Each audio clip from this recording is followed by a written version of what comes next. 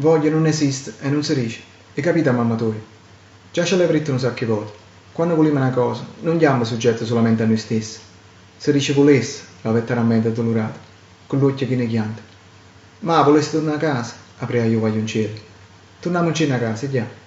Aveva di si dicere a più una persona, che la annunziata stia funzionando, e che creature, pure quelle più grosse, avevano cominciato a essere pigliate a volte.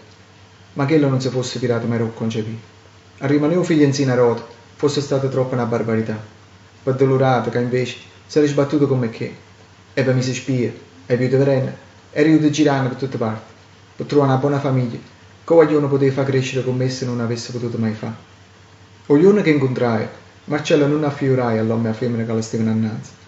O sapeva già, come per un paio di settimane, aveva stato con certi parenti lascare in loro, e perciò chi non mi aveva per fare ancora più assai bravo.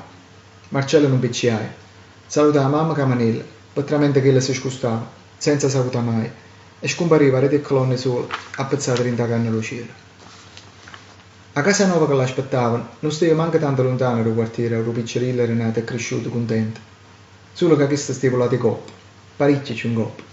In mezzo a una terra sfrunata, tutta per dentro, azzeccata a centenari palazzielli e palazzoni, che gli torno a baia, come una milizia di gente armata, e a rose breve capri, come se fosse stato morire in petto. Appena l'accompagnavano fuori alla loggia, o vogliono corrette subito a s'affacciare. A pezzare gli occhi gli hanno trovato qualche faccia conosciuta.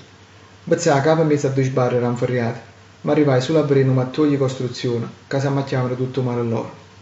Che lo mare più all'aca, mo Marcello teneva in mente per la prima volta, non si era mai scustato come tanto, e mai più come tanto, stesse che lo mare la sarebbe paruta così a manese. La pallava zai sciaffonai racciarinte, poi Marcello lo va in manella vicino a sbarre fredde come un ghiaccio, e si faceva rete. Si era reputato tempo.